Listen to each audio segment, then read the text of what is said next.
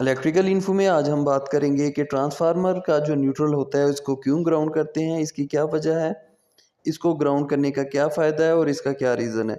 उसके अलावा इसी से रिलेटेड जो चीज़ है वो है फ्लोटिंग न्यूट्रल, कि हमारा न्यूट्रल क्यों फ्लोट करता है और इसका क्या नुकसानात है।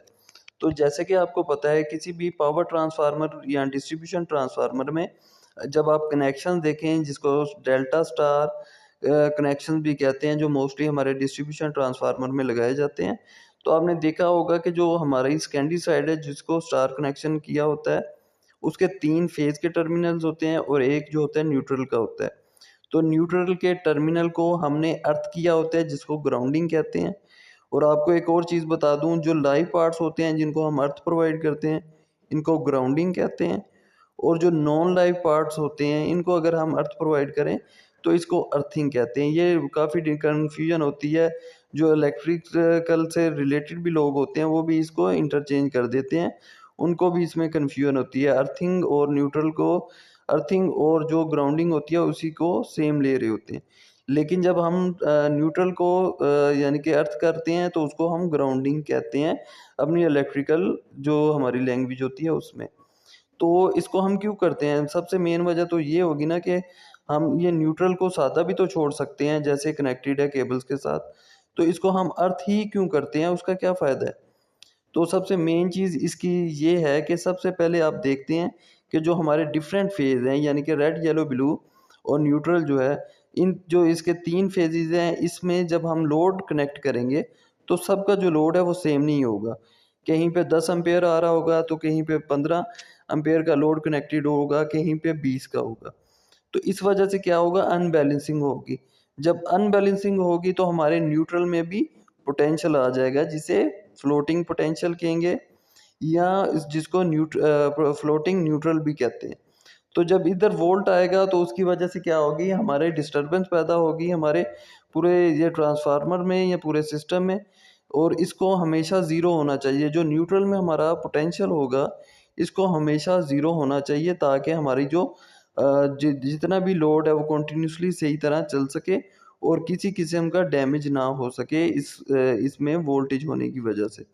तो इसलिए जब हम उसको ग्राउंड प्रोवाइड करते हैं, ग्राउंडिंग प्रोवाइड करते हैं, तो जो उसमें पोटेंशियल होगा वो ग्राउंड हो जाएगा और हमारा पोटेंशियल ज़ीरो शो होगा और हमारा जो सिस्टम है स्मूथली चलेगा। इसके अलावा जो दूसरा मेन रीज़न है, जब आप देखते हैं कि हमारी रेड, येलो, ब्लू इनमें से किसी एक के ऊपर लाइटनिंग स्ट्राइक करेगी यानी जो आसमानी बिजली गिरेगी, तो उससे क्या होगा कि वो जो मतलब आसमानी बिजली गिरेगी तो किसी एक फेज़ में जो है करंट बहुत ज़्यादा हो जाएगा, जिसकी वजह से वो रास्ता ढूँढेगा कि वो किसी तरह ग्राउंड हो। तो अगर हमने न्यूट्रल को जो है ग्राउंड नहीं किया होगा, तो क्या होगा, उससे हमारा जो है वो फेज़ जो है उसमें अपना जो करंट है वो डिस्ट्रीब्यूट करना चाहेगा, जिसकी वजह से हमारा जो सिस्टम है या ट्रांसफार्मर है वो जो है डैमेज हो सकता है। तो अगर हमने न्यूट्रल को जो है अर्थ प्रोवाइड की होगी जिसे ग्राउंडिंग कहते हैं, तो ये जो सारा करंट होगा वो क्या होगा, डिस्पोज हो जाएगा और हमारा सिस्टम प्रॉपर्ली चलता रहेगा। और तीसरी जो मेन चीज़ है जिसकी वजह से हम न्यूट्रल को ग्राउंड करते हैं वो ये है कि अगर हम तीनों फेज़ों में से कोई एक फेज़ हमारा डैमेज हो गया है लेकिन हमारा सिस्टम फिर भी चल रहा है, तो उसमें क्या होगा कि हमारा जो न्यूट्रल है वो जो है एज अ फेज़ वर्क करना शुरू कर जाएगा। तो जैसे आपको पता है फेज़ और न्यूट्रल के जो वोल्टेज होते हैं 11 केवी ट्रांसफार्मर, डिस्ट्रीब्यूशन ट्रांसफार्मर में, तो वो होते हैं हमारे 240 या 230 होते हैं। फेज़ टू फेज़ जो होगा वो 418 होगा, 420 होगा। तो लेकिन जब फेज़ टू न्यूट्रल होगा वो जो होने चाहिए वो उसके हाफ होने चाहिए, उससे कम होने चाहिए, जो मोस्टली 230 होते हैं। तो जब हमारा न्यूट्रल भी एज़ अ फेज़ शो होने लग पड़ेगा, क्योंकि एक हमारा जो फेज़ है वो ख़राब हो जाएगा तो उसकी वजह से जो न्यूट्रल है वो भी वर्क करेगा फेज़ के तौर पे।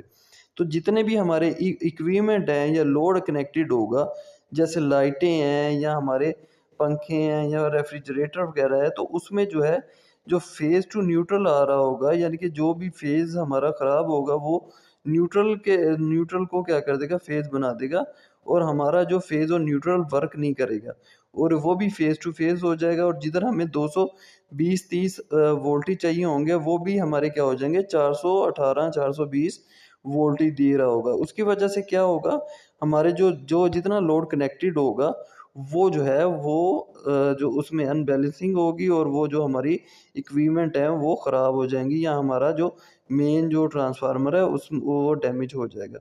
उसके अलावा आपने देखा होगा जैसे ये डिस्ट्रीब्यूशन ट्रांसफार्मर है, उसमें आपने देखा न्यूट्रल जो हमारी केबल है उसके साथ हमने एनजीआर लगाया हुआ है। ये भी एक ग्राउंडिंग का एक सिस्टम है जिस पे हम अपनी आगे आने वाली वीडियो पे बात करेंगे तसल्ली से। तो ये भी उसी तरह वर्क करता है जैसे हमने अपनी ग्राउंडिंग के बारे में अभी बात की है। और ये भी हमारे जो जितने ऑयल फील्ड में है या बाकी इंडस्ट्री में हमारे ट्रांसफार्मर होते हैं उसके साथ हम एनजीआर्स लगाते हैं ताकि हमारा ट्रांसफार्मर प्रॉपर तरीके से ग्राउंडिंग प्रोवाइड कर यानी कि ले रहा हो और किसी तरह की भी अनबैलेंसिंग जो है वो बर्दाश्त कर रहा हो और हमारे जो ग्राउंड है यानी कि जो हमारा न्यूट्रल है उसको ज़ीरो पोटेंशियल दे रहा हो। जैसे ही आपको एक डेल्टा स्टार ट्रांसफार्मर की ग्राउंडिंग सिस्टम नज़र आ रही है, तो इसमें आपने देखा जो स्टार कॉन्फ़िगरेशन है, स्टार कनेक्शन है, उसमें जो हमारा न्यूट्रल है उसको हमने ग्राउंड किया हुआ है।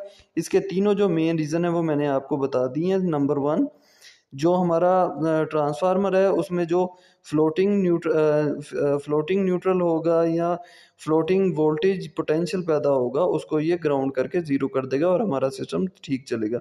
उसके अलावा जो हमारी आसमानी बिजली गिरेगी उस वजह से जो करंट उसमें पैदा होगा उसको ये क्या करेगा या ट्रांजिएंट वोल्टेज जो होंगे वो उसको ग्राउंड कर देगा और ज़ीरो पोटेंशियल शो करेगा। उसके अलावा जो थर्ड वन थी कि कोई भी एक फेज़ अगर ख़राब हो जाएगा तो उतनी देर में जो हमारा न्यूट्रल होगा एज अ फेज़ शो होने लग पड़ेगा, जिसकी वजह से जितनी अप्लायंसेस जो हैं या लोड हमारे साथ कनेक्टेड है वो जो है उसको डैमेज होने के चांसेस हो जाते हैं क्योंकि जिधर उसे हाफ वोल्ट ही चाहिए वो उधर 440 वोल्ट ले रहा है, तो उस वजह से हमारा जो सिस्टम है वो ख़राब हो सकता है।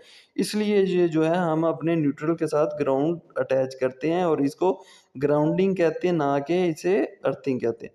तो होप आपको पता चल गया होगा कि हम जो है जो ट्रांसफार्मर का जो न्यूट्रल है उसको ग्राउंड क्यों करते हैं। अगर वीडियो अच्छी लगी है तो हमारी वीडियो को लाइक ज़रूर कर दें।